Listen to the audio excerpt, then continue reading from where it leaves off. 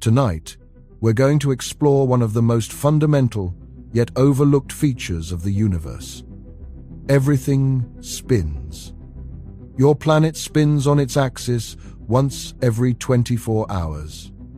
The moon spins as it orbits Earth. Earth orbits the sun, which itself is spinning. The sun orbits the center of the Milky Way galaxy, which is also spinning. And the Milky Way is part of a local group of galaxies that all have their own rotations. From the smallest asteroids to the largest galaxy clusters, rotation is everywhere. But here's what's going to challenge everything you think you understand. This isn't random. There's a reason everything spins, and that reason reaches back to the very beginning of the universe itself. By the end of tonight, you're going to understand why rotation is written into the fabric of reality and why a universe without spin would be fundamentally impossible. Before we get started, if you love exploring the depths of space as much as we do, take a second to like the video or subscribe.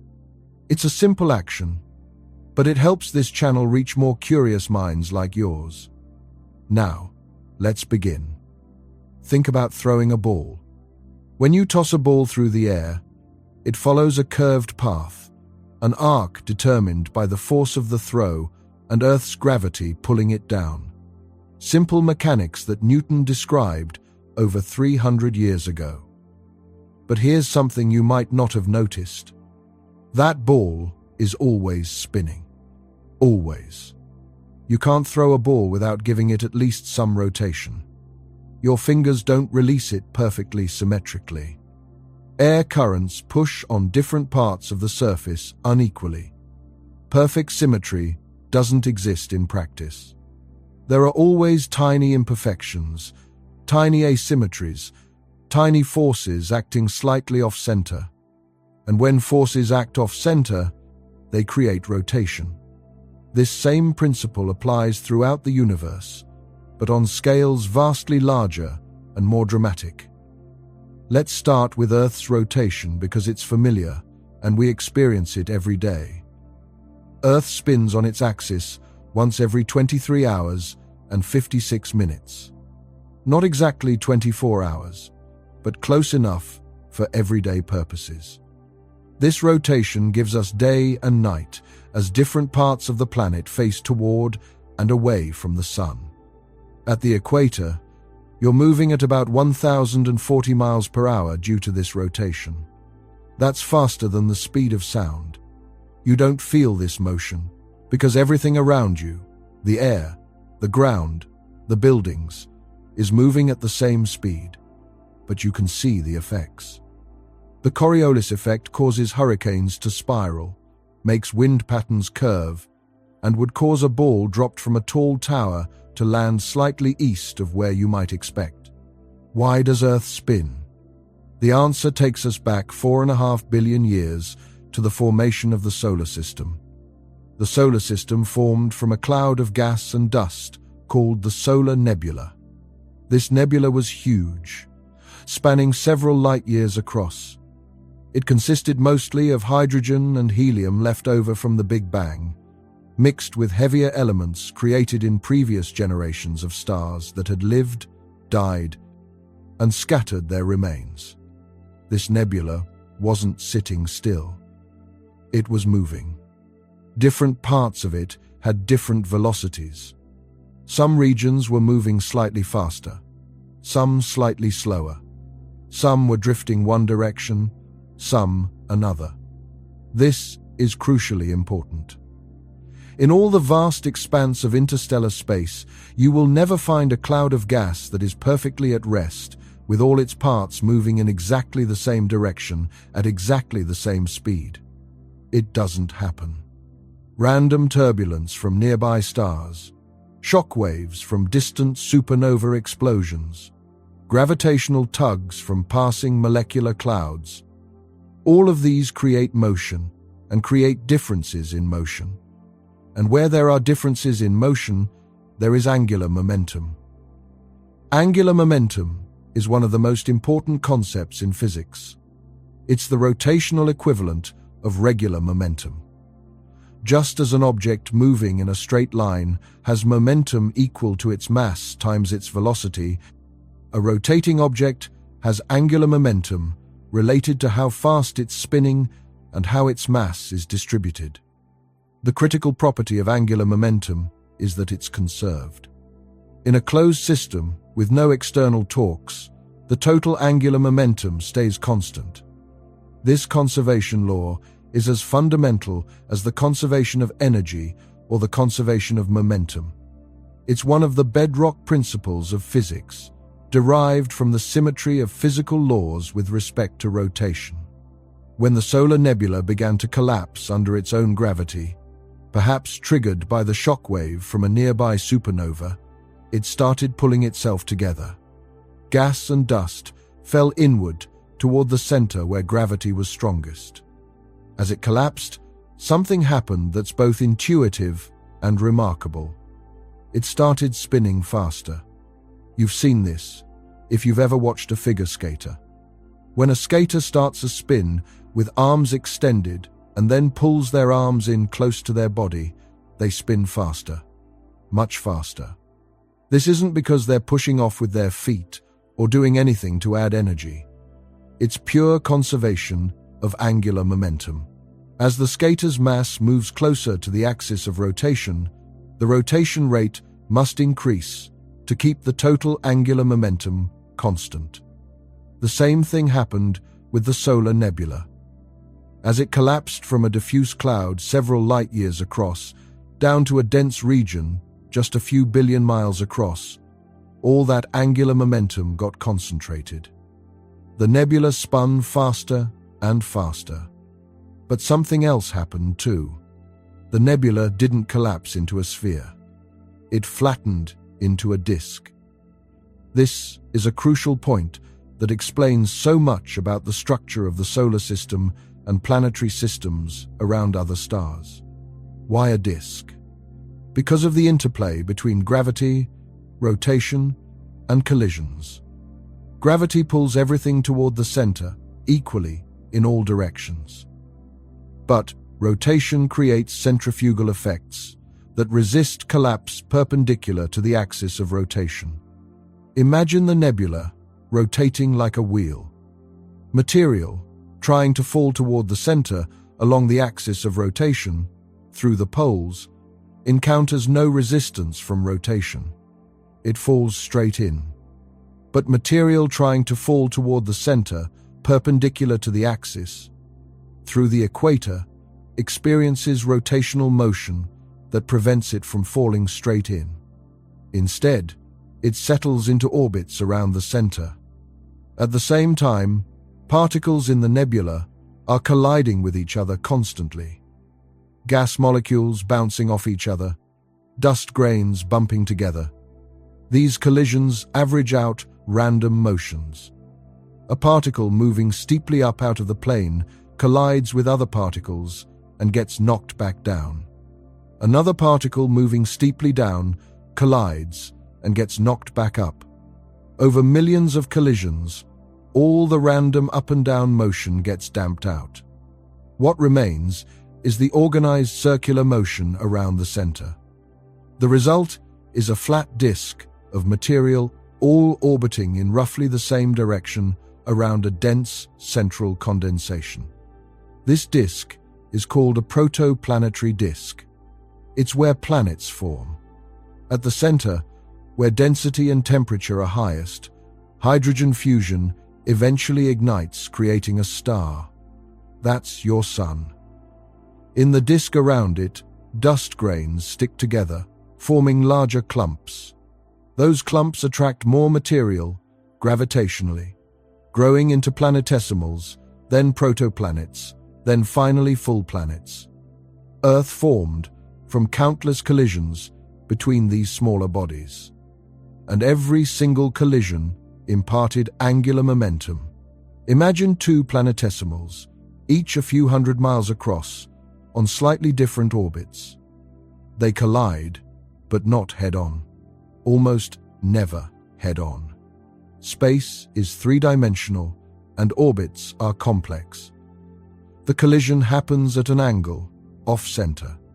When one body hits another off-center, it starts the combined object rotating. It's like hitting a pool ball off-center with the cue. The ball doesn't just move in a straight line, it spins. Over millions of years, as Earth grew through countless such collisions, all those angular momentum contributions added up. The result was a planet spinning on its axis. The direction of that spin, the tilt of the axis, even the length of the day, all of these were determined by the details of those collisions. They're essentially random outcomes of a chaotic process. Earth's axis is tilted 23.5 degrees relative to its orbit around the Sun. That tilt gives us seasons. When the northern hemisphere is tilted toward the Sun, it's summer there and winter in the southern hemisphere. 6 months later, the situation reverses. But why 23.5 degrees specifically? Why not 30 degrees or 15 or 0? Because that's what resulted from the particular collisions that formed Earth. A different sequence of impacts would have given a different tilt. In fact, there's strong evidence that early in its history, Earth was hit by a Mars-sized object called Theia. This impact was so violent, it threw an enormous amount of material into orbit around Earth. That material eventually coalesced to form the Moon. The impact also likely changed Earth's rotation, possibly creating the current axial tilt, or at least modifying it significantly. So, Earth spins because of the angular momentum inherited from the solar nebula and modified by billions of years of collisions during its formation. But Earth's spin is slowing down. Very gradually, but measurably. The day is getting longer by about 1.7 milliseconds per century. This might not sound like much, but over hundreds of millions of years it adds up. 400 million years ago, during the Devonian period, when fish were first crawling onto land, a day was about 21.5 hours long. There were about 410 days in a year, instead of 365. What's causing this slowdown? The Moon. Specifically, tidal friction between Earth and the Moon. The Moon's gravity pulls on Earth, creating tides in the oceans. The side of Earth facing the Moon experiences a stronger gravitational pull than the far side, so water bulges toward the Moon and also on the opposite side of Earth. As Earth rotates, these tidal bulges try to stay aligned with the Moon. But friction with the ocean floor and the viscosity of the water itself mean the bulges don't stay perfectly aligned. Earth's rotation drags the tidal bulge slightly ahead of the Moon. The Moon's gravity pulls back on this bulge, creating a torque that slows Earth's rotation. At the same time, by Newton's third law, Earth's gravity pulls on the Moon, and because the tidal bulge is ahead of the Moon's position, this pull has a component in the direction of the Moon's orbit. This speeds up the Moon, giving it more orbital energy and causing it to slowly spiral outward away from Earth. So Earth's rotation is slowing down and the Moon is moving away. Both effects are consequences of conservation of angular momentum. The angular momentum lost by Earth's rotation is gained by the Moon's orbit. The total angular momentum of the Earth-Moon system stays constant, but it's being redistributed. Eventually, in billions of years, Earth and Moon will reach a state called tidal locking, where Earth rotates at the same rate the Moon orbits. At that point, the same side of Earth will always face the Moon, just as the same side of the Moon always faces Earth today. The Moon is already tidally locked to Earth. It rotates once per orbit, which is why we always see the same face. This happened because Earth's gravity created tides in the Moon's rock. Yes, rock tides. The moon is solid, but over millions of years, even solid rock can flow slightly in response to strong gravitational forces. These rock tides created friction that slowed the moon's rotation until it matched its orbital period. Tidal locking is common throughout the solar system. Most of the moons of Jupiter and Saturn are tidally locked to their planets. Pluto and its largest moon Charon are mutually tidally locked. They always show the same face to each other. Mercury is in a 3-to-2 spin-orbit resonance with the Sun. It rotates 3 times for every 2 orbits, a stable configuration created by tidal forces and Mercury's slightly elliptical orbit. Let's zoom out now and look at the Sun. The Sun is also spinning. It rotates on its axis once every 25 days at its equator. But here's something weird. The Sun doesn't rotate as a solid body. It's a ball of plasma, ionized gas, and different parts rotate at different speeds. At the equator, the rotation period is about 25 days. At mid-latitudes, it's about 27 days. Near the poles, it takes over 30 days. This differential rotation is possible because the Sun isn't solid. There's no rigid surface, forcing everything to rotate together. Instead, the plasma flows and circulates, driven by complex fluid dynamics and the Sun's magnetic field. This differential rotation is actually crucial for generating the Sun's magnetic field through a process called the solar dynamo. Moving plasma carries electrical currents, and electrical currents generate magnetic fields. The combination of rotation and convection in the Sun's interior twists and amplifies magnetic field lines, creating the complex magnetic structures we observe. These magnetic fields manifest as sunspots, solar flares, coronal mass ejections, and the 11-year solar cycle. But why is the Sun spinning at all? Same reason Earth is spinning. It formed from the rotating solar nebula. As the center of the nebula collapsed to form the Sun, it inherited the angular momentum of the material that fell into it. You might think the Sun should be spinning much faster than it actually is. If you took all the angular momentum of the original nebula and concentrated it into a body the size of the Sun should be rotating once every few hours, not once every 25 days. So, where did the angular momentum go? Into the planets and the solar wind. As the solar system formed, most of the mass ended up in the Sun, about 99.86% of the total. But most of the angular momentum ended up in the planets, especially Jupiter. Jupiter alone contains about 60% of the solar system's angular momentum, even though it's less than 0.1% of the mass. This happened because angular momentum depends not just on how fast something is moving, but also on how far it is from the axis of rotation. An object far from the center can have more angular momentum than a faster moving object close to the center. Jupiter is far from the Sun and moving in a large orbit, so even though it's moving much slower than the Sun's surface rotates, it carries far more angular momentum.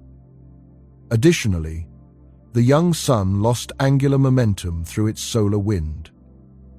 The solar wind is a stream of charged particles, mostly protons and electrons, flowing outward from the Sun in all directions. This wind carries away both mass and angular momentum. The Sun's magnetic field extends far out into space, and the solar wind particles are constrained to move along magnetic field lines. As they move outward, they carry angular momentum with them, slowing the Sun's rotation over time. This process, called magnetic braking, has slowed the Sun considerably since it first formed 4.5 billion years ago. Young stars rotate much faster than old stars.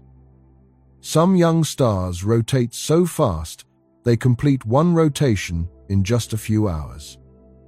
As they age and lose angular momentum to their stellar winds and potentially to planetary systems, their rotation slows. Now, let's zoom out further. The Sun isn't stationary in space. It's orbiting the center of the Milky Way galaxy. The Sun is about 26,000 light-years from the galactic center, and it takes about 225 million years to complete one orbit. This is called a galactic year, or a cosmic year. Since the Sun formed 4.6 billion years ago, it has completed roughly 20 orbits around the galaxy. When dinosaurs walked on Earth, the Sun was on the opposite side of the galaxy. When the first complex life appeared in Earth's oceans about 600 million years ago, the Sun was about 3 galactic years younger. And the Sun isn't alone in this orbit. All the stars in the solar neighborhood, the nearby stars you see in the night sky, are moving in similar orbits around the galactic center. We're all part of the rotating disk of the Milky Way. The Milky Way itself is spinning. It's a spiral galaxy, and that spiral structure is intimately connected to the galaxy's rotation. The entire disk of the galaxy rotates around the galactic center, but not like a solid wheel. Different parts rotate at different speeds in a complex pattern determined by the distribution of mass in the galaxy. Near the center, where there's a lot of mass in a small volume, stars orbit quickly. Farther out, orbital speeds are slower, but don't drop off as quickly as you might expect based on the visible mass. This is one of the key pieces of evidence for dark matter. Based on the stars we can see, orbital speeds should drop significantly as you go farther from the center, following the same pattern we see in the solar system, where outer planets move slower than inner planets. But they don't. Orbital speeds stay roughly constant, even far from the galactic center. This implies there's additional mass we can't see, providing the extra gravity needed to keep stars moving as fast as they are. This is dark matter, and it appears to make up about 85% of the matter in the galaxy. The spiral arms you see in images of the Milky Way and other spiral galaxies aren't permanent structures. They're density waves, regions where stars and gas are temporarily more crowded together. Think of a traffic jam on a highway. Cars enter the jam, slow down, then exit the other side. The jam itself, the region of crowded cars, can stay in one place, even though individual cars are moving through it. Spiral arms work similarly. They're regions where the density of stars is higher, created by the gravitational interactions between stars and the rotation of the galaxy. Stars move into a spiral arm, spend some time there, then move out the other side. But the arm itself persists as a structure rotating around the galactic center. Why does the Milky Way have spiral arms? Why is it rotating at all? Same answer as before. Angular momentum from the original cloud of gas that collapsed to form the galaxy.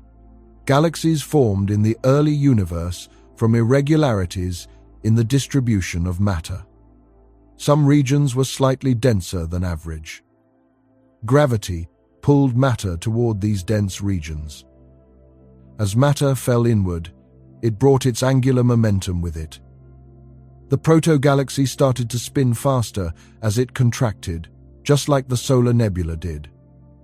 And just like the solar nebula, the collapsing cloud flattened into a disk due to rotation and collisions.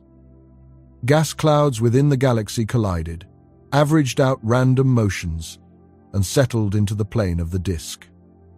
Stars formed from this gas, and they inherited the rotation of the disk.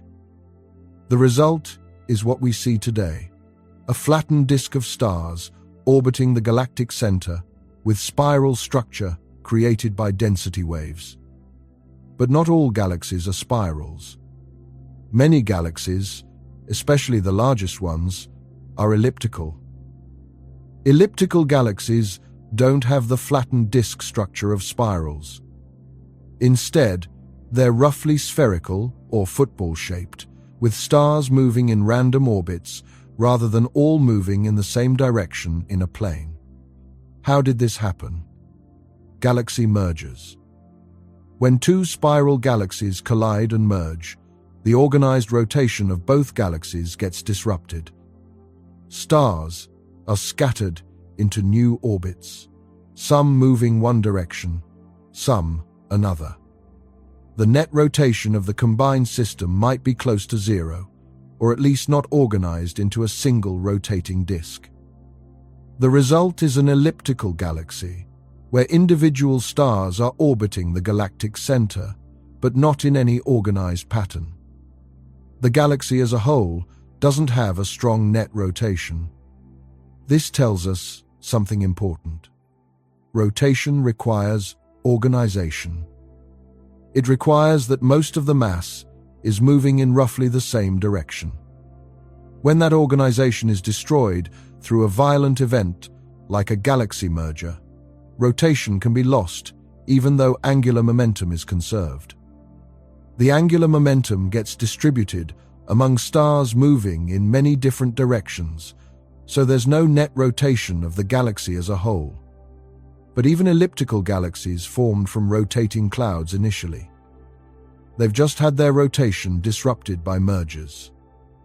And many elliptical galaxies still show some rotation if you look carefully enough. It's just not as organized as in a spiral galaxy. Let's zoom out even further to galaxy clusters. Galaxy clusters are the largest gravitationally bound structures in the universe. They contain dozens to thousands of galaxies held together by their mutual gravity. And many galaxy clusters show overall rotation. The galaxies within the cluster are all orbiting the cluster's center of mass. This rotation is slow, taking billions of years for a single orbit. But it's there, and it's measurable. Galaxy clusters rotate because they formed from rotating regions of the early universe. Even on these enormous scales, spanning tens of millions of light years, angular momentum is conserved. The rotating motion of the original matter is still present, just distributed among hundreds or thousands of galaxies. At even larger scales, we see structure in the universe that hints at rotation. The cosmic web, the large-scale structure of the universe, consists of filaments of galaxies connecting dense nodes with vast voids in between. Some of these filaments show evidence of rotation. Galaxies along a filament might all be moving with a slight rotational component around the filament's axis. This is controversial and difficult to measure because the rotations are so slow and the distances so vast that small errors can hide or mimic rotation. But if it's real, it would be rotation on scales of hundreds of millions of light years, the largest rotating structures in the universe. Now, let's come back down to smaller scales and talk about something that might seem unrelated but isn't. Black holes. Black holes rotate. Almost certainly, all black holes rotate because they form from rotating matter. When a massive star runs out of fuel, its core collapses in a supernova explosion. If the core is massive enough, more than about 3 times the mass of the Sun, it collapses into a black hole. That core was rotating before the collapse. Stars rotate, as we've discussed. When the core collapses, conservation of angular momentum means the rotation speeds up dramatically. just like the figure skater pulling in their arms. As the core shrinks from thousands of miles across to a point, its rotation accelerates. The result is a black hole that's spinning, sometimes spinning at nearly the maximum rate allowed by the laws of physics. The rotation of a black hole has observable consequences. A rotating black hole drags space-time around with it in an effect called frame dragging. Anything near the black hole, even light itself, gets caught up in this rotating space-time and dragged along. There's a region around a rotating black hole called the ergosphere, where this frame dragging is so strong that nothing can remain stationary. Everything must move in the direction of the black hole's rotation, even if it's trying to move the opposite way. This isn't because of a force pulling things along. It's because space-time itself is rotating. The distinction between moving and not moving has changed. Rotating black holes are described by a solution to Einstein's equations called the Kerr metric, discovered by Roy Kerr in 1963. The Kerr solution shows that a rotating black hole has a more complex structure than a non-rotating one. It has two event horizons, an inner and an outer, and a ring-shaped singularity instead of a point singularity. The rotation also makes it theoretically possible, though probably not practically feasible, to extract energy from a black hole through a process called the Penrose process. You could send an object into the ergosphere, have it split into two pieces, and arrange things so that one piece falls into the black hole while the other escapes. If done correctly, the escaping piece can have more energy than the original object, with the difference coming from the black hole's rotational energy.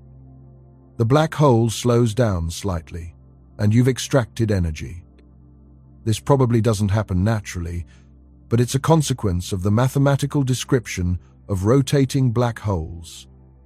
Supermassive black holes at the centers of galaxies also rotate. The supermassive black hole at the center of the Milky Way, called Sagittarius A star, is rotating.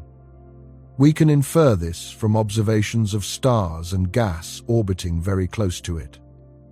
Many supermassive black holes are surrounded by accretion disks, swirling disks of gas and dust falling toward the black hole.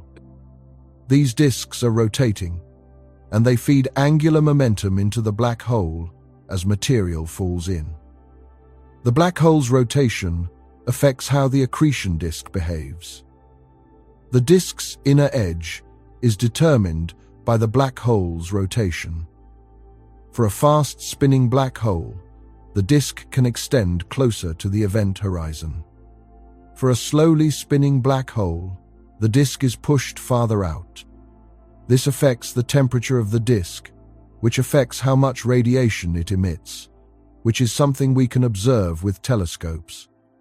Some supermassive black holes launch enormous jets of particles and radiation from their poles, extending for millions of light-years into intergalactic space. These jets are thought to be powered by the black hole's rotation. The details are complex and still not fully understood, but the basic idea is that magnetic fields, threading the accretion disk and the rotating spacetime around the black hole, work together to accelerate particles to nearly the speed of light and funnel them out along the rotation axis. The rotation of the black hole provides the energy for these jets. So as the jets are powered, the black hole's rotation slows down slightly. Let's think about rotation on the smallest scales now. Atoms don't rotate in the classical sense, but fundamental particles have a property called spin. Despite the name, this isn't actual rotation. An electron isn't a tiny spinning ball. The electron appears to be a point particle with no size, so there's nothing to spin. But electrons do have angular momentum, and this angular momentum is quantized, meaning it comes in discrete units. an electron has a spin of 1/2 in units where the quantum of angular momentum is 1. This spin is intrinsic to the electron. It's not caused by anything, it's just a property the electron has, like its mass or charge. The spin of elementary particles plays a crucial role in the structure of matter. The Pauli exclusion principle states that no two fermions, particles with half-integer spin like electrons, can occupy the same quantum state. This is why atoms have shells of electrons rather than all electrons falling into the lowest energy state. It's why matter has the structure and properties it does. Without spin and the exclusion principle, chemistry would be completely different, and matter as we know it wouldn't exist. Photons, particles of light, also have spin. Photons have a spin of 1, making them bosons. The spin of a photon corresponds to the polarization of light.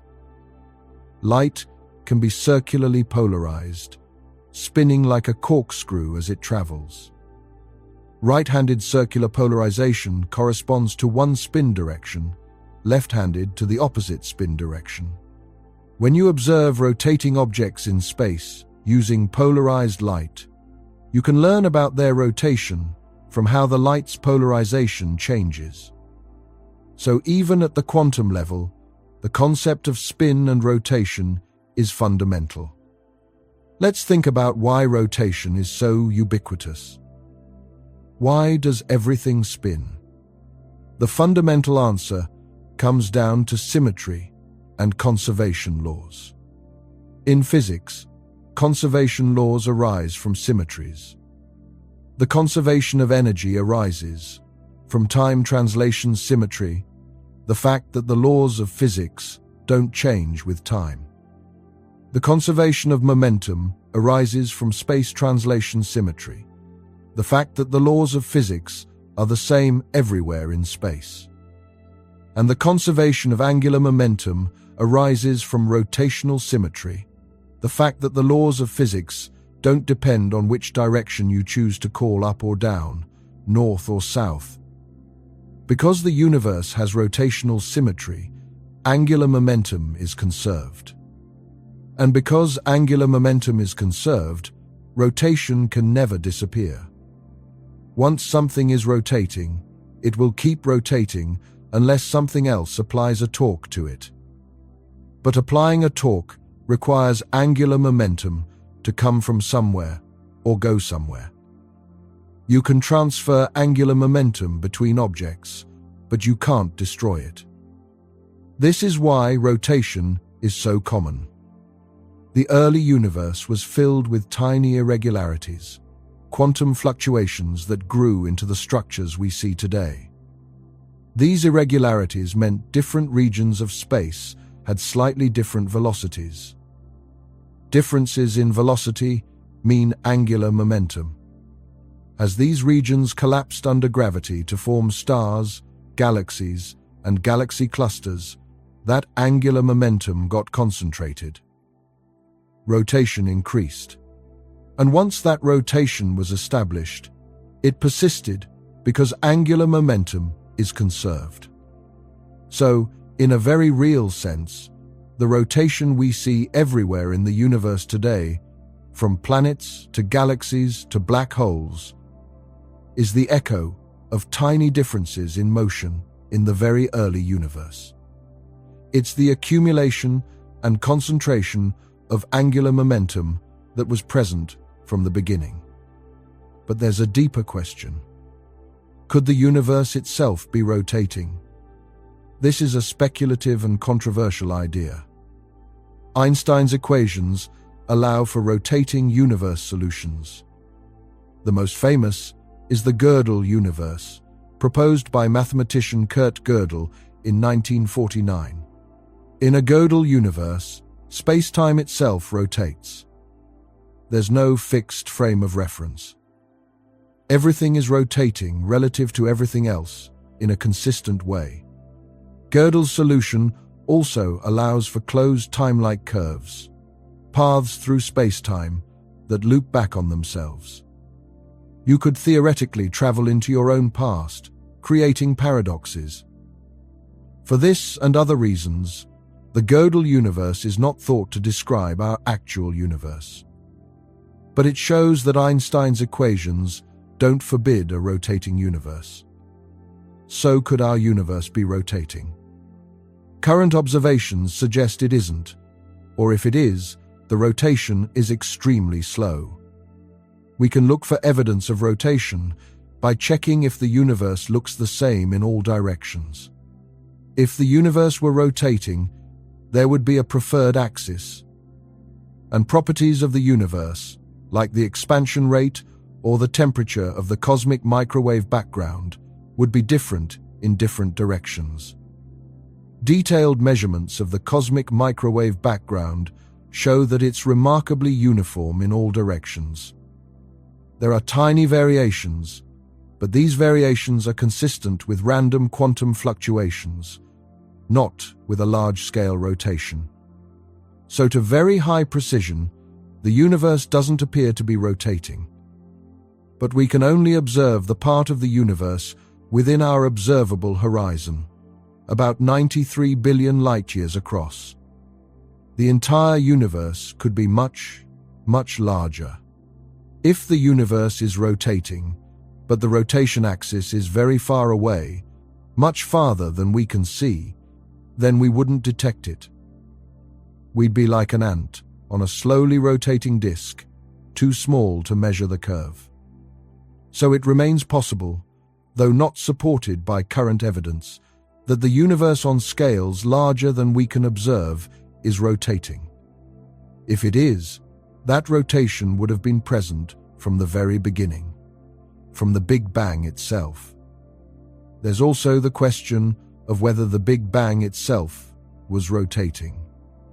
This leads to deep questions about the origin of angular momentum in the universe.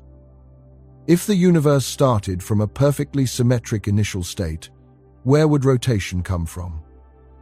One possibility is that the initial state wasn't perfectly symmetric. Quantum mechanics tells us that perfect symmetry is impossible. There are always quantum fluctuations, random variations at the smallest scales. These fluctuations could have given the early universe tiny amounts of angular momentum in different regions. As these regions expanded and evolved, that angular momentum got amplified and distributed into the structures we see today. Another possibility involves quantum mechanics at a deeper level. In quantum field theory, even empty space isn't truly empty. It's filled with quantum fields that fluctuate randomly.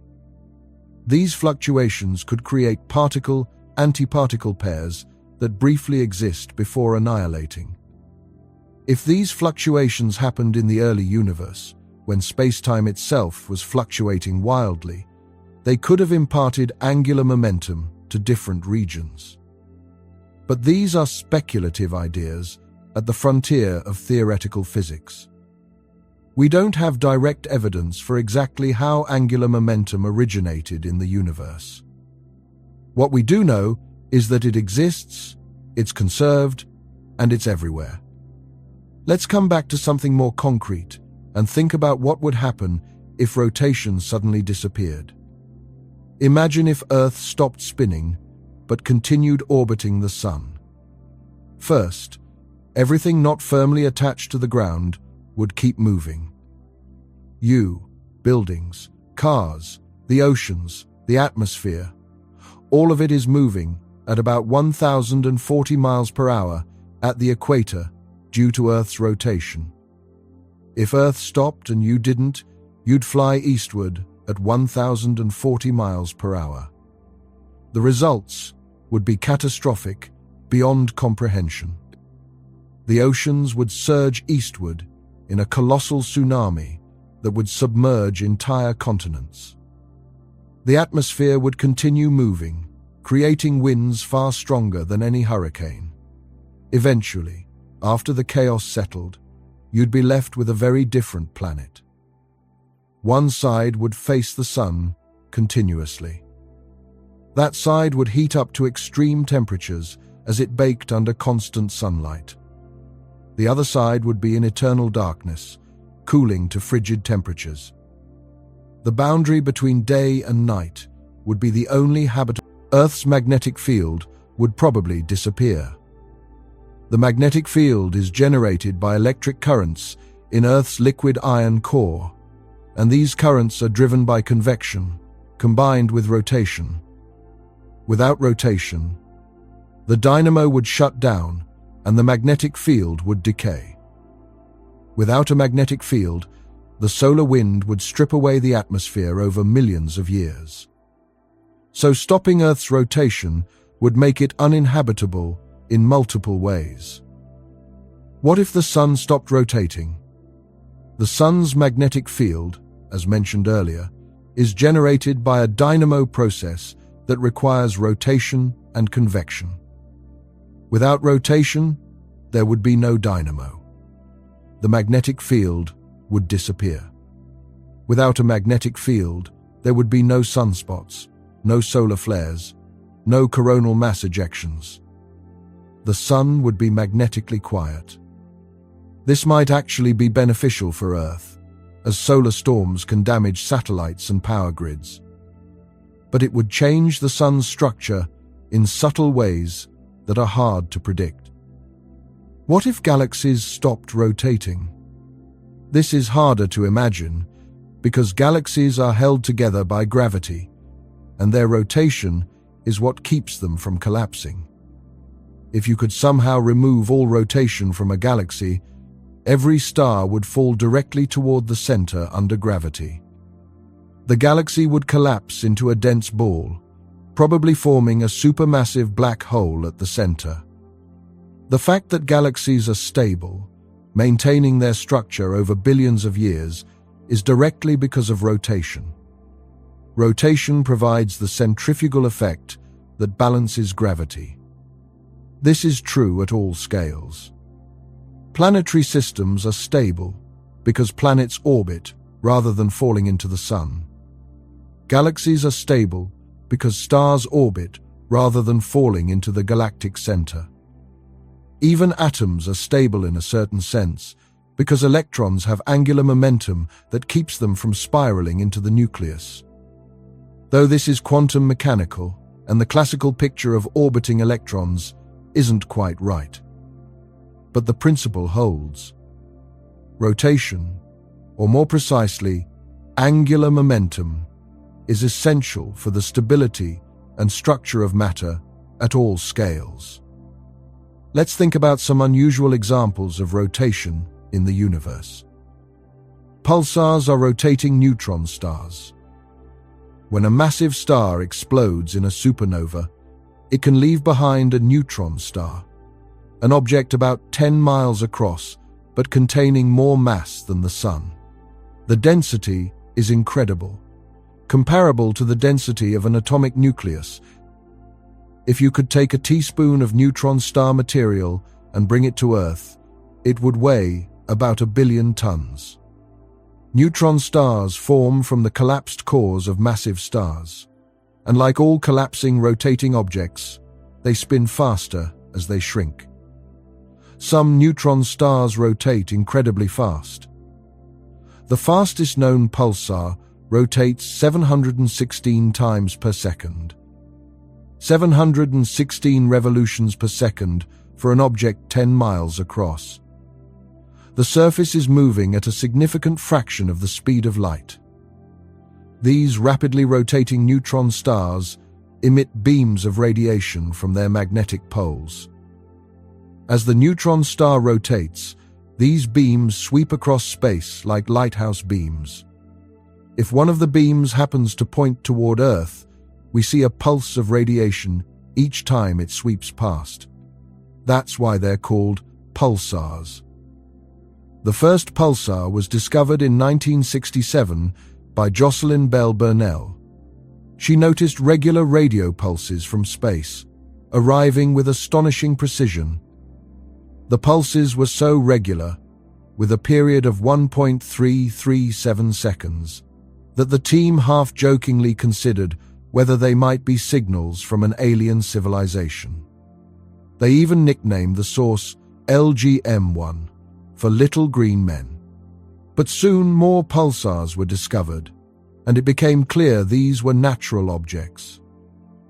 They were rotating neutron stars. The regularity of pulsar pulses is extraordinary. The best pulsars keep time more accurately than atomic clocks. Astronomers have used pulsars as natural clocks to test relativity, detect gravitational waves, and probe the structure of spacetime. The slowest known pulsars rotate about once every 10 seconds. The fastest, as mentioned, rotate hundreds of times per second. This enormous range is due to different ages and histories. Young pulsars, born in supernova explosions, are rotating fast. Over time, they slow down as their rotation energy is carried away by magnetic fields and radiation. Old pulsars are rotating slowly, but some old pulsars get spun back up. If a neutron star is in a binary system with a normal star, material from the companion can fall onto the neutron star.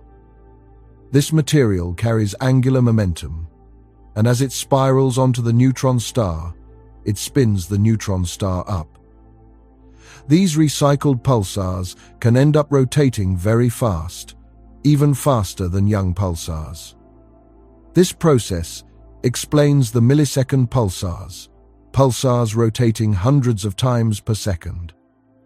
They're old neutron stars that have been spun up by accreting material from companions. Another unusual rotating object is a white dwarf in a binary system called a cataclysmic variable. White dwarfs are the remnants of stars like the Sun after they've exhausted their nuclear fuel. They're about the size of Earth, but contain about the mass of the Sun. If a white dwarf has a close companion star, it can pull material from the companion. This material forms an accretion disk around the white dwarf, a rotating disk of gas spiraling inward. As the gas spirals in, it heats up from friction and releases enormous amounts of energy, making the system bright in X-rays and ultraviolet light. The rotation of the disk, the rotation of the white dwarf itself, and the orbital motion of the two stars all contribute to complex dynamics. Sometimes the material accumulates on the white dwarf's surface until it reaches a critical density and temperature.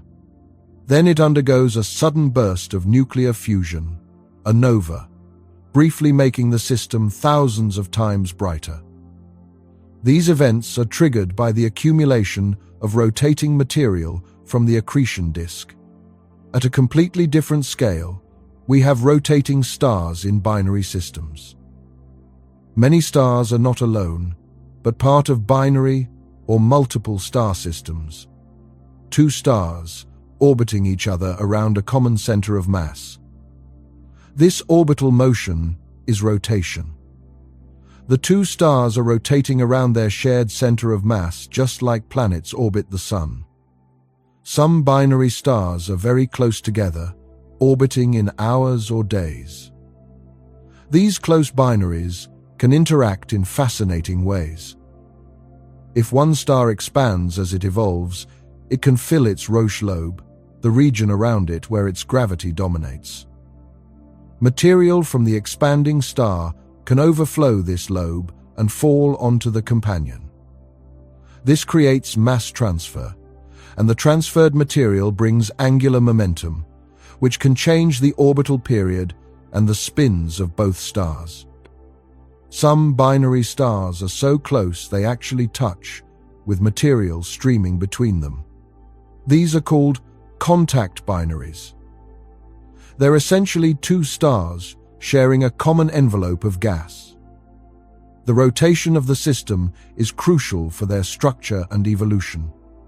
In our solar system, we have rotating asteroids and comets. These objects spin as they orbit the Sun, and some spin very rapidly. The fastest rotating asteroids complete one rotation in just a few minutes. If they rotated much faster, they'd tear themselves apart. The centrifugal force from rotation would overcome the gravity and structural strength holding them together, and pieces would fly off. This actually does happen sometimes. Some asteroids have been observed to break apart due to rotation. They might get spun up by the Yorp effect, a subtle torque created by the way they absorb and re-emit sunlight. Sunlight carries momentum, and if an asteroid has an irregular shape, the absorption and emission of sunlight can create a net torque that slowly spins it up over thousands of years. Eventually, if the spin gets too fast, the asteroid flies apart. We've also discovered that some asteroids are actually binary systems, two asteroids orbiting each other. The rotation of this system can be studied by observing how the brightness changes as the two asteroids eclipse each other. Comets also rotate as they orbit the Sun, and this rotation affects how gas and dust are ejected from their surfaces as they warm up near the Sun. The jets of gas and dust coming off a comet create a torque that can change the comet's rotation over time. The Rosetta spacecraft observed comet 67P Churyumov-Gerasimenko and found it rotating once every 12 hours. The rotation was irregular and changing because of the jets of gas being released as the comet warmed up. Let's think about rotation in the context of the universe's expansion. The universe is expanding, with galaxies moving away from each other as space itself expands. Does this expansion affect rotation? Not on small scales. Galaxy clusters that are gravitationally bound aren't expanding with the universe. They're held together by gravity. Similarly, galaxies, star systems, planets, all of these are not expanding because they're gravitationally bound. But on the largest scales, where structures aren't gravitationally bound, the expansion does affect things. The cosmic web, the filaments and voids that make up the large-scale structure of the universe, is expanding with the universe. If these filaments are rotating, which is still debated, then the expansion might affect that rotation in complex ways. As space expands, distances increase and velocities change. Angular momentum should still be conserved, but the distribution of that angular momentum changes as the universe expands. This is a subtle and technical topic that requires general relativity to properly describe. In an expanding universe, you can't define angular momentum the same way you do in flat, non-expanding space. The concept becomes ambiguous over large distances because there's no global reference frame.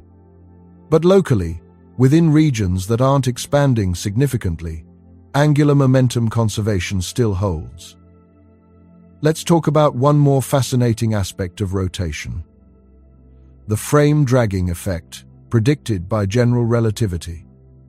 We mentioned this in the context of black holes, but it also occurs around any rotating massive object, including Earth. Einstein's theory predicts that a rotating body drags space-time around with it, near Earth. This effect is incredibly tiny, but it's measurable. In 2004, NASA launched Gravity Probe B, a satellite designed to detect frame dragging around Earth. The satellite carried 4 gyroscopes, the most perfect spheres ever made, each one polished to within 40 atoms of perfect sphericity. The gyroscopes were set spinning and pointed at a distant star. Over the course of a year, the direction the gyroscopes pointed changed very slightly due to frame dragging. Earth's rotation dragged space-time around with it, and this dragging twisted the direction of the gyroscopes. The measured effect was about 39 milliarcseconds per year, in excellent agreement with Einstein's prediction. This is an incredibly small angle. If you extended that angle across the entire Earth, it would correspond to a shift of less than the width of a human hair. But it was measured, confirming that rotating bodies really do drag spacetime around with them. Frame dragging has implications for satellites and spacecraft. Near a rapidly rotating object, the dragging of spacetime can affect orbits in measurable ways.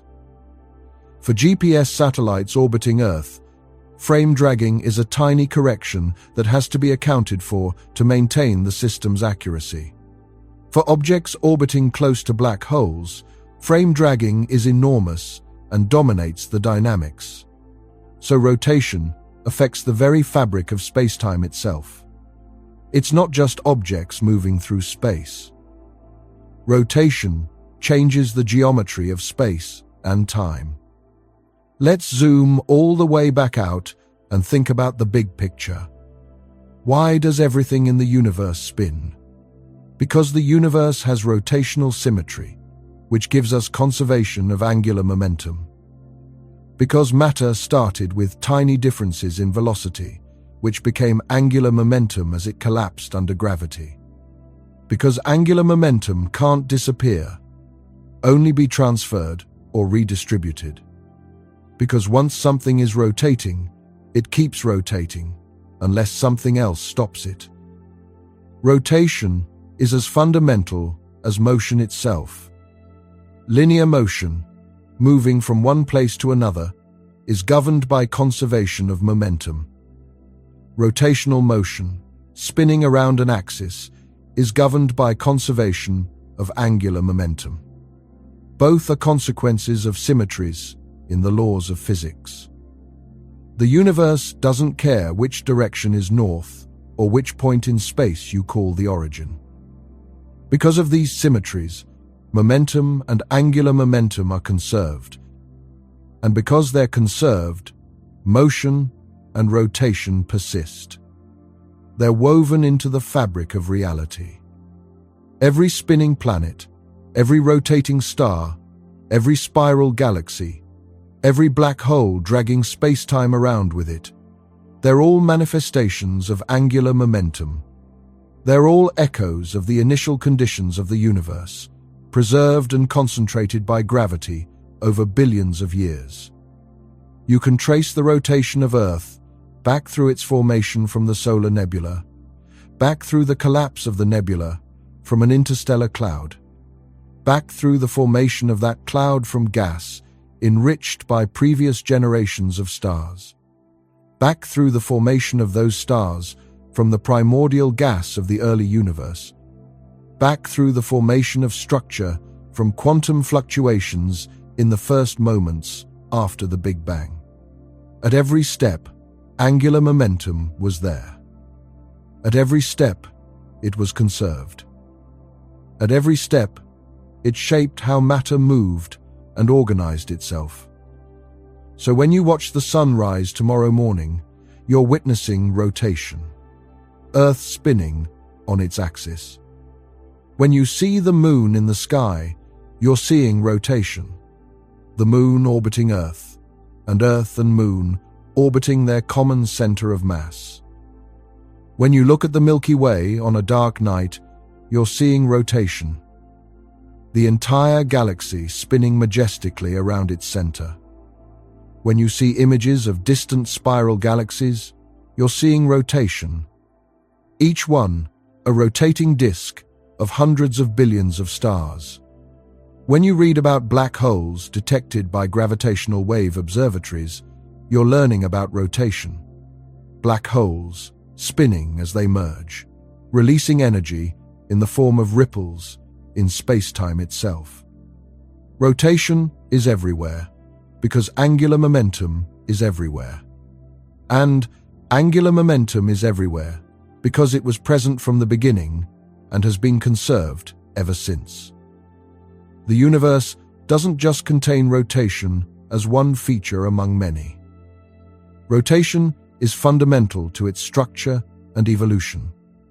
Without rotation, galaxies wouldn't form the way they do. Stars wouldn't have planetary systems. Planets wouldn't have stable orbits. The universe would be a very different place. Probably one where structures like galaxies and stars and planets couldn't exist at all. Everything would collapse under gravity, with nothing to provide the outward force needed for stability. So rotation isn't just common. It's necessary. It's what makes the universe the way it is. And it all comes down to symmetry and conservation laws, to the fundamental mathematical structure of physics, to the fact that the laws of nature don't depend on which direction you call up or down. That symmetry, that deep principle at the heart of physics, is why everything spins. It's why the universe is full of rotating objects at every scale. It's why, when you look up at the night sky, you're seeing a cosmos in motion, a universe that never stops spinning. Let's explore some more surprising examples of rotation that challenge our intuitions about how the universe works. Consider the rotation of planetary atmospheres. Earth's atmosphere rotates with the planet, but not uniformly.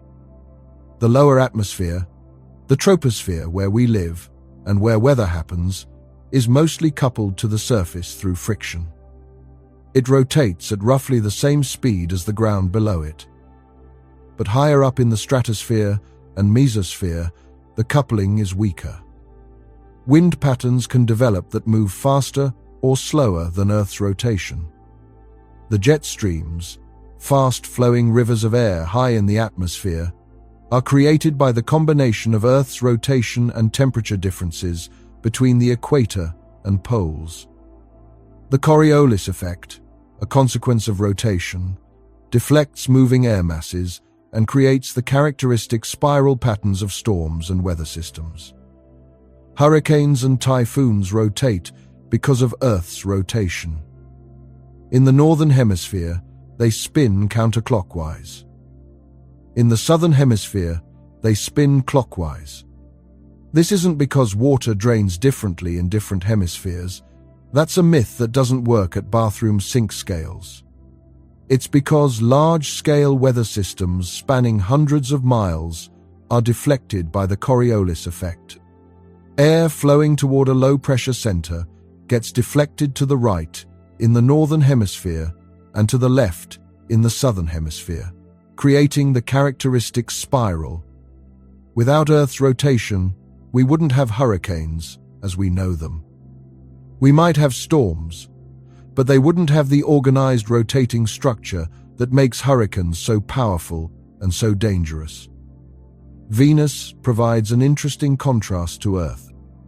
Venus rotates very slowly and in the opposite direction to most planets. We call this retrograde rotation. While Earth rotates west to east, taking 24 hours, Venus rotates east to west, taking 243 Earth days. A day on Venus is longer than a year on Venus. Venus orbits the Sun in 225 Earth days. Why does Venus rotate backwards? The most likely explanation is a massive collision early in Venus's history. A large object, perhaps the size of Mars, smaller collisions over time, gradually reversed its spin. We don't know for certain. What we do know is that this retrograde rotation creates unusual dynamics in Venus's atmosphere. The atmosphere superrotates, meaning it circles the planet much faster than the surface rotates. While the surface takes 243 days to rotate once, the upper atmosphere circles the planet in just 4 days. That's about 60 times faster than the surface. The winds at high altitude are moving at over 200 miles per hour. This superrotation is still not fully understood. It's driven by complex interactions between solar heating, atmospheric circulation, and the planet's slow rotation. Venus shows us that rotation can take many forms and can drive atmospheric dynamics in unexpected ways. Uranus provides another example of unusual rotation. Uranus is tilted on its side. Its rotation axis lies almost in the plane of its orbit around the Sun. Most planets have rotation axes roughly perpendicular to their orbital planes, tilted by modest amounts, like Earth's 23.5 degrees. But Uranus is tilted by 98 degrees, meaning its poles alternately point almost directly at the Sun as it orbits. This creates extreme seasons. Each pole experiences 42 years of continuous sunlight, followed by 42 years of darkness, as Uranus completes its 84-year orbit around the Sun. What caused this dramatic tilt? Most likely, one or more massive collisions during the formation of the solar system. A large object struck Uranus hard enough to knock it over onto its side. The moons of Uranus share this tilted orientation, suggesting the collision happened after the moons formed and the entire system was reoriented together. Despite this unusual orientation, Uranus still rotates fairly quickly, completing one rotation every 17 hours and 14 minutes. Faster than Earth. And like Earth, Uranus has a magnetic field generated by rotation and convection in its interior. But because of the extreme tilt, Uranus's magnetic field is oriented at a strange angle relative to its rotation axis, creating complex interactions with the solar wind.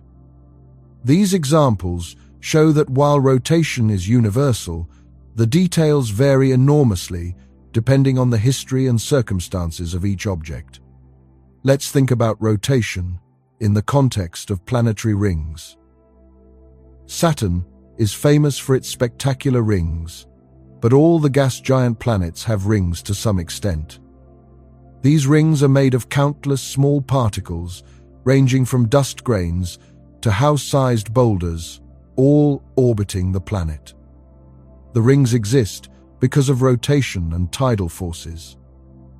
If a moon or other object comes too close to a planet, tidal forces can overcome the object's own gravity and tear it apart.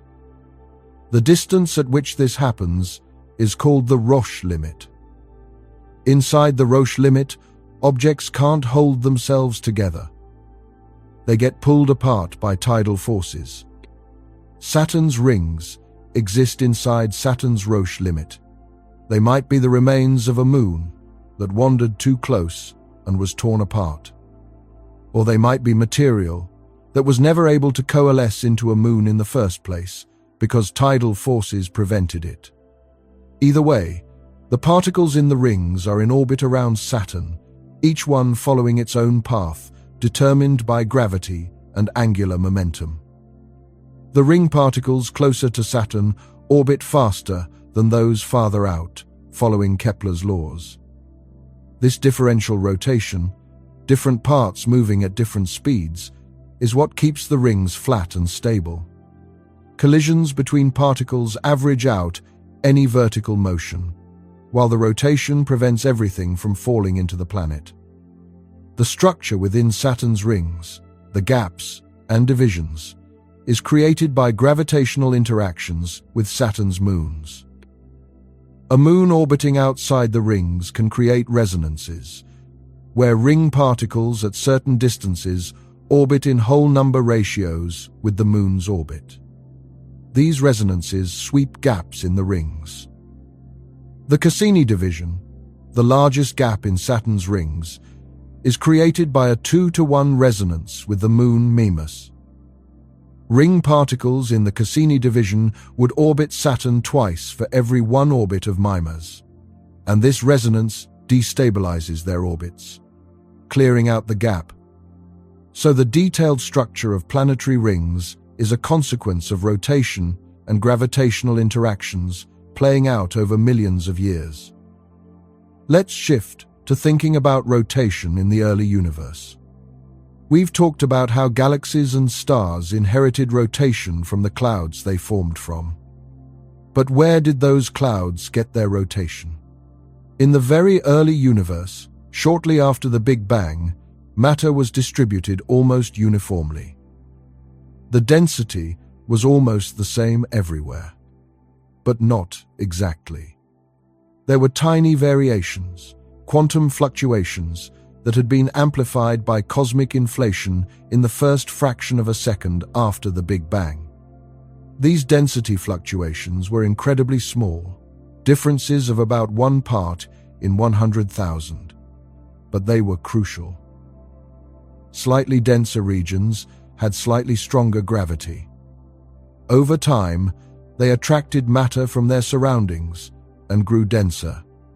As matter flowed toward these overdense regions, it didn't fall straight in.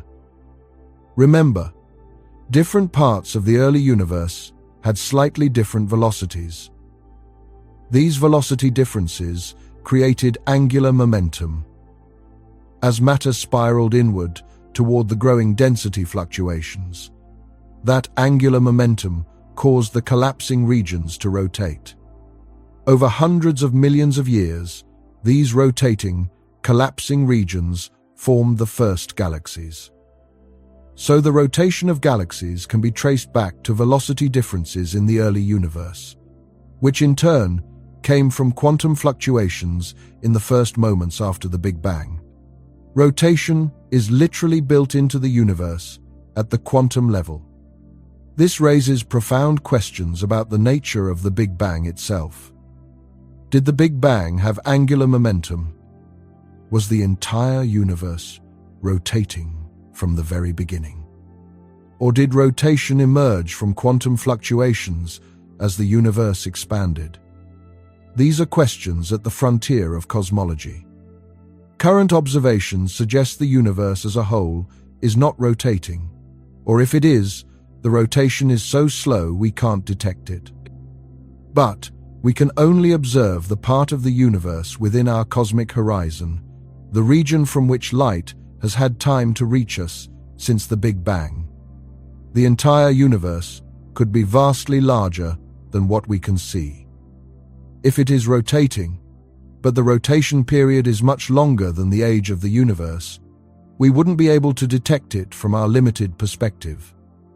Some cosmologists have proposed that the universe could be rotating with a period of trillions of years, far too slow for us to measure. Others argue that any rotation would be averaged out by cosmic inflation, leaving us with an effectively non-rotating universe on the largest scales.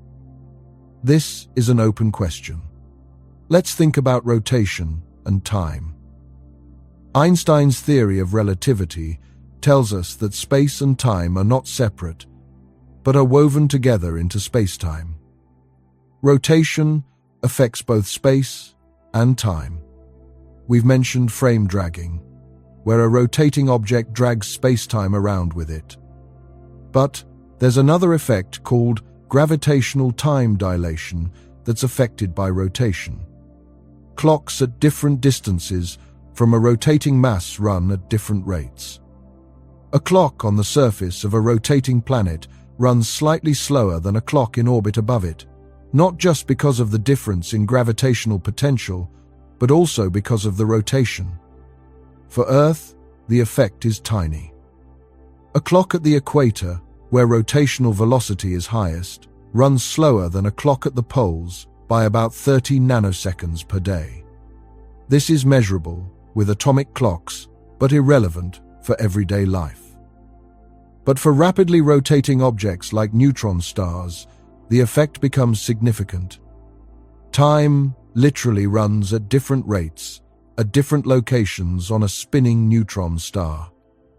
At the equator, where the surface is moving at a substantial fraction of the speed of light, time runs noticeably slower than at the poles. If you could somehow stand on the equator of a rapidly spinning neutron star, you would age more slowly than someone standing at the pole. This isn't just a theoretical curiosity. It affects how we interpret observations of neutron stars and how we model their structure and behavior. Rotation also affects the shape of objects. A non-rotating sphere is the most stable shape under gravity alone. But when you add rotation, centrifugal effects cause the object to bulge at the equator and flatten at the poles. Earth is not a perfect sphere. It's an oblate spheroid, slightly flattened at the poles and bulging at the equator. The difference between the equatorial radius and the polar radius is about 13 miles. This bulge is caused by Earth's rotation. The faster an object rotates, the more pronounced the bulge. Jupiter rotates very quickly, once every 10 hours, and it's visibly flattened. You can see the oblateness in telescope images. Jupiter's equatorial diameter is about 7% larger than its polar diameter. Rapidly rotating stars are even more dramatically flattened. Some stars rotate so fast they're nearly twice as wide at the equator as they are from pole to pole. These stars are shaped like pancakes rather than spheres. The star Achernar, one of the brightest stars in the sky, visible from the southern hemisphere, is one of the flattest stars known. It rotates so rapidly that its equatorial radius is about 50% larger than its polar radius. This extreme flattening affects the star's brightness and temperature. The poles are hotter and brighter than the equator because the flattened shape means the poles have less mass above them pressing down, so they're compressed less and have lower density. Lower density means less opacity, so radiation from the hot interior can escape more easily, making the poles brighter. This effect is called gravity darkening. The equator of a rapidly rotating star appears dimmer than the poles, not because it's cooler, but because the light has a harder time escaping through the thicker equatorial regions. Rotation affects stellar evolution in other ways too. Rotating stars mix their fuel more efficiently than non-rotating stars. Convection and rotational mixing bring fresh hydrogen from the outer layers down into the core where fusion occurs, extending the star's lifetime. Rotating stars also lose mass more easily. The centrifugal effect at the equator partially counters gravity, making it easier for stellar winds to carry material away. Massive stars, rotating near their breakup speed, can shed significant mass over their lifetimes, affecting how they evolve and what kind of remnant they leave behind when they die.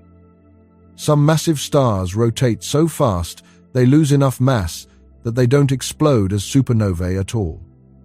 Instead, they collapse directly into black holes, barely making a whimper in the cosmic sense. The rotation rate of a star when it forms depends on the angular momentum of the cloud it formed from, and on how much of that angular momentum gets carried away by magnetic fields and outflows during the formation process. Young stars often rotate quickly and then slow down over millions of years as magnetic braking transfers angular momentum from the star to its stellar wind. By the time a star like the Sun reaches middle age, billions of years old, its rotation has slowed considerably. The Sun rotates much slower now than it did when it first formed. In another billion years, it will rotate even more slowly. This gradual spin-down is a normal part of stellar aging for stars with outer convective zones that can generate magnetic fields. Let's think about rotation in the context of orbital mechanics and how we use rotation for space travel. When we send spacecraft to other planets, we take advantage of Earth's rotation to help launch them. Most launch sites are located as close to the equator as practical because that's where Earth's rotational velocity is highest. Launching eastward from the equator, you get a free boost of about 1,040 miles per hour from Earth's rotation. That's velocity you don't have to add with rockets, saving fuel and allowing for heavier payloads. The European Space Agency launches from French Guiana, very close to the equator. NASA launches from Florida, not as close, but closer than sites at higher latitudes. Russia launches from Kazakhstan, farther north, which is less efficient, but was chosen for historical and strategic reasons. Once a spacecraft is in orbit, rotation becomes crucial for stability and control. Most satellites and spacecraft spin, either rotating around an axis for stabilization or using gyroscopes to control orientation. Spinning stabilizes a spacecraft, the same way spinning stabilizes a bicycle wheel or a gyroscope. The angular momentum resists changes in orientation. Communications satellites in geostationary orbit are rotating at exactly the same rate. Earth rotates, so they appear to hover over one spot on the equator. This is incredibly useful for communications, because ground stations can point at a fixed location in the sky rather than tracking a moving satellite.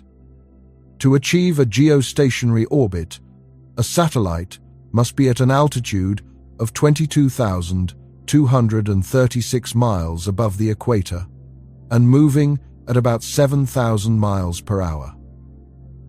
At that specific altitude and speed, the orbital period matches Earth's rotation period exactly.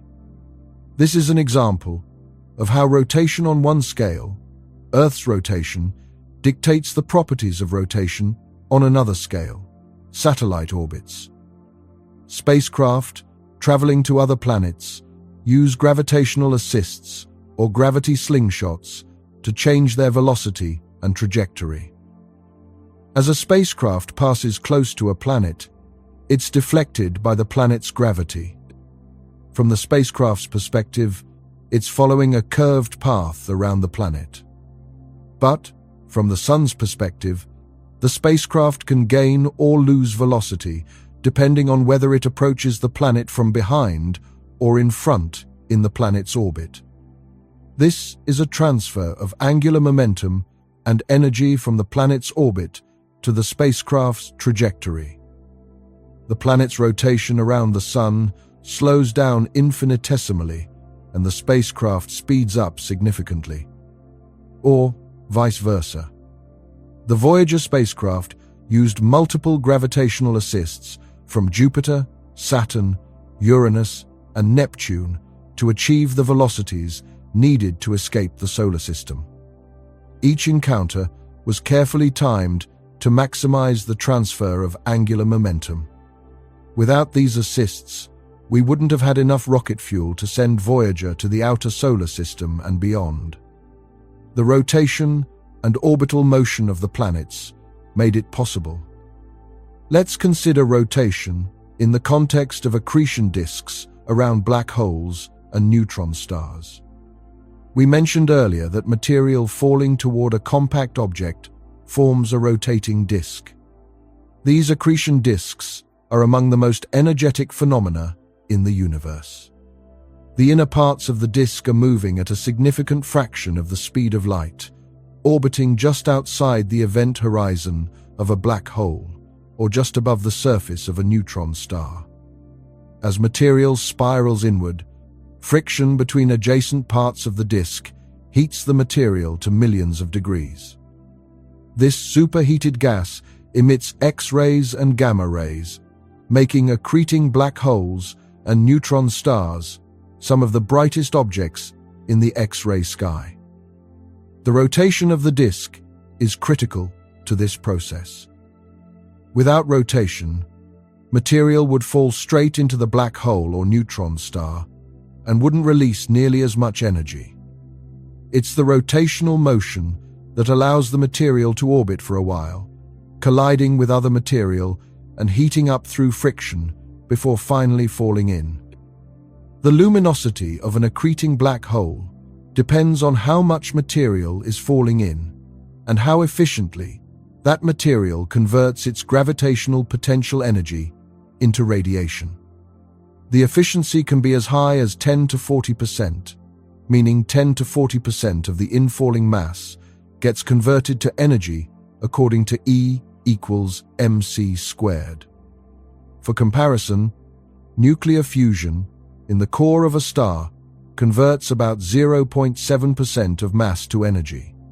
Accretion onto a rotating black hole is 10 to 50 times more efficient than nuclear fusion. This makes accreting black holes incredibly luminous. A supermassive black hole, actively accreting at the center of a galaxy, can outshine the entire rest of the galaxy, which contains hundreds of billions of stars. We call these active galactic nuclei, or quasars. They're powered by rotation. Material spiraling into the black hole, releasing tremendous energy as it does so. The jets that some black holes launch are also powered by rotation. The exact mechanism is still debated, but it involves magnetic fields threading the accretion disk and the rotation of the black hole itself, extracting energy from the rotating spacetime. These jets can extend for millions of light years, carrying energy and momentum far beyond the galaxy that hosts the black hole. The jets affect the intergalactic medium, heating gas, preventing it from cooling and forming new stars, and shaping the evolution of galaxy clusters.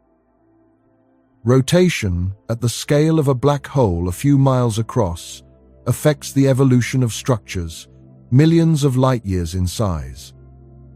Let's think about rotation in the context of star formation in more detail. We've discussed how collapsing clouds form rotating disks. But within those disks, rotation affects how stars actually ignite and begin fusing hydrogen. As a protostar contracts, rotation causes it to flatten.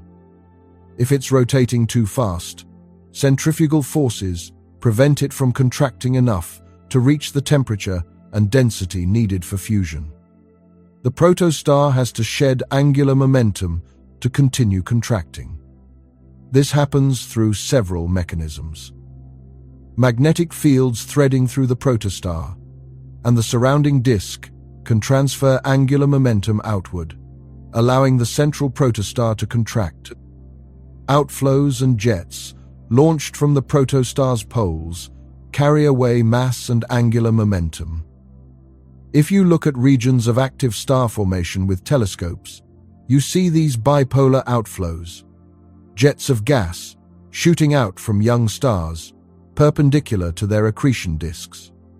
These jets are one of the primary ways young stars shed the excess angular momentum that would otherwise prevent them from becoming stars. Without this mechanism, star formation would be much less efficient. Many collapsing clouds would spin themselves apart rather than forming stars. The fact that we see so many stars tells us that angular momentum removal is effective. Rotation also affects whether a collapsing cloud fragments into multiple stars. A slowly rotating cloud might collapse into a single star. A rapidly rotating cloud might fragment into a binary or multiple star system. Most stars are actually in binary or multiple systems. Single stars, like the Sun, are common, but not the majority. This suggests that rotation and fragmentation during collapse are important processes. Binary stars form when a rotating cloud breaks into two or more clumps, each of which continues collapsing while orbiting the others. The resulting system is two or more stars orbiting their common center of mass. These binary systems preserve the rotation of the original cloud in the form of orbital motion. Close binary stars, where the two stars are just a few million miles apart, can interact in dramatic ways. If one star expands into a red giant, its outer layers can overflow onto the companion, transferring mass and angular momentum. This can spin up the companion star, rejuvenate it, and change the evolution of both stars in complex ways. Some exotic objects, like blue stragglers, are thought to form from mass transfer in binary systems. A blue straggler is a star that appears younger and more massive than it should be, given the age of the star cluster it's in. The explanation is that it gained mass from a companion in a binary system, effectively growing larger and resetting its evolution. Rotation and binary interactions create a huge variety of stellar outcomes that wouldn't exist if stars formed and evolved in isolation. Now, let's think about rotation from a philosophical perspective. Why should rotation be so fundamental? Why should angular momentum be conserved? The answer lies in symmetry. As we've mentioned, conservation laws arise from symmetries. But what does that really mean? The mathematician Emmy Noether proved in 1915 that every symmetry of the laws of physics corresponds to a conservation law. If the laws don't change when you shift forward in time, energy is conserved. If the laws don't change when you shift to a different location in space, momentum is conserved. If the laws don't change when you rotate your perspective, angular momentum is conserved. These are not separate facts. They're all consequences of a deep connection between symmetry and conservation discovered by Noether's theorem. Rotational symmetry means the laws of physics are the same, regardless of which direction you call north or up or forward. There's no preferred direction in space. Physics works the same way, whether your lab is facing east or west.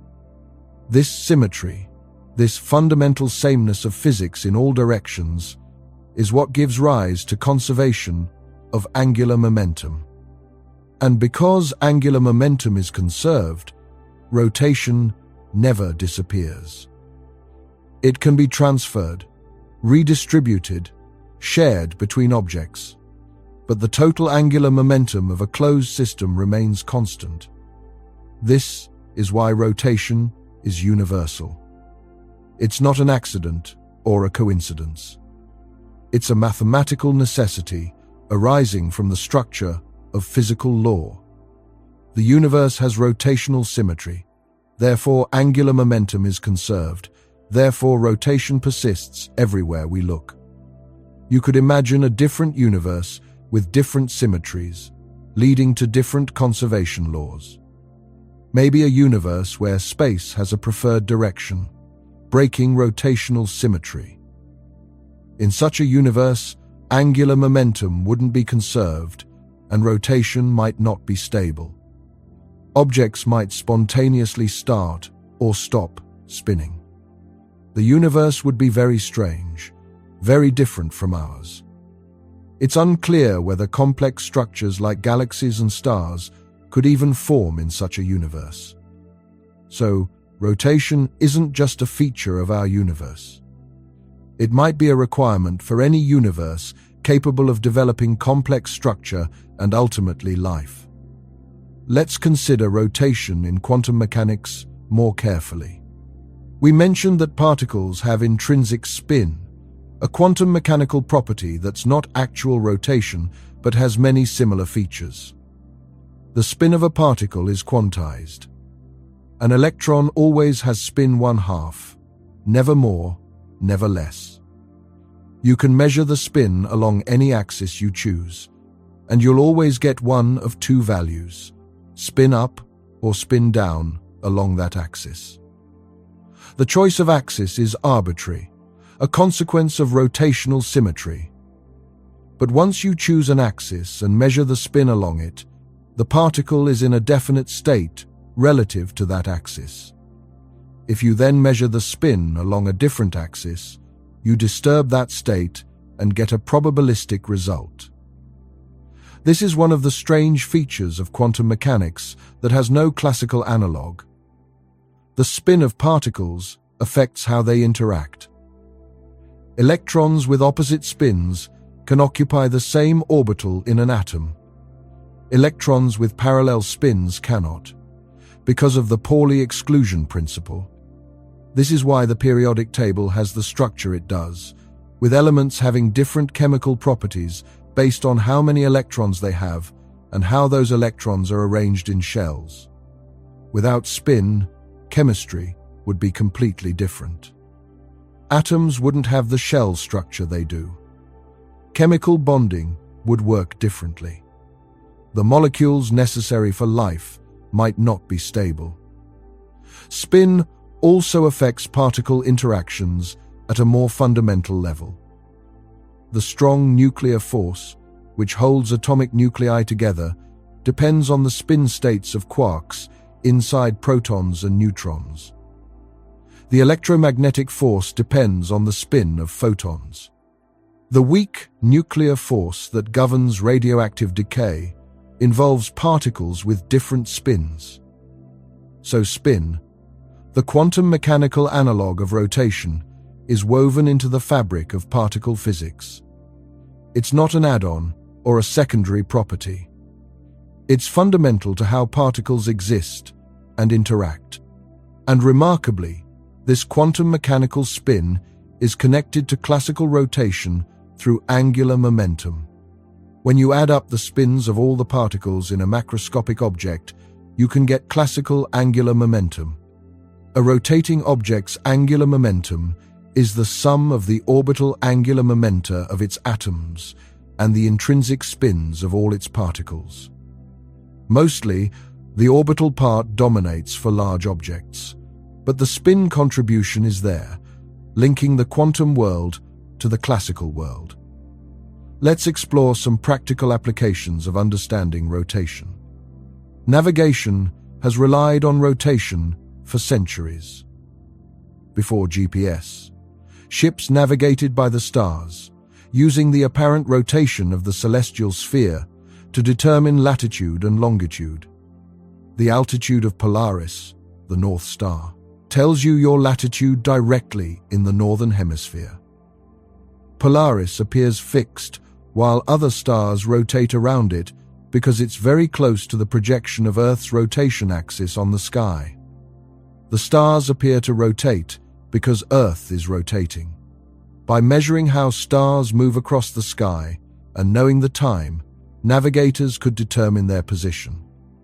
This required accurate clocks and careful observations.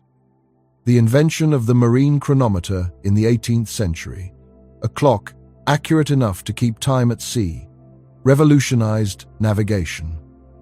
It allowed sailors to determine longitude by comparing local time, determined from the sun's position, with the time at a reference meridian like Greenwich. The difference in time tells you how far east or west you are.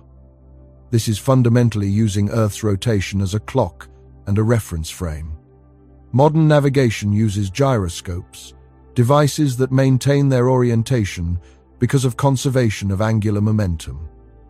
A spinning gyroscope resists changes to its orientation. If you mount a gyroscope in a vehicle, you can detect when the vehicle turns by measuring how the gyroscope's orientation changes relative to the vehicle. This is how inertial navigation systems work. They use accelerometers to measure linear motion and gyroscopes to measure rotation. By integrating these measurements over time, they can track the vehicle's position without any external references. This is crucial for submarines underwater